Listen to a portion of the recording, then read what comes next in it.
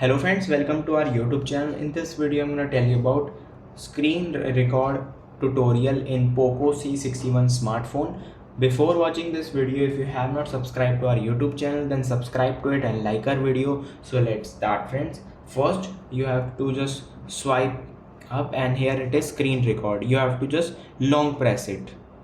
You can see this, and here you can see if you want to show touches on screen, then you can apply from here, and here it is record audio. Here are three options. If you want device audio to be captured in the video, like sound from your device, like music, calls or ringtones, you can select device audio.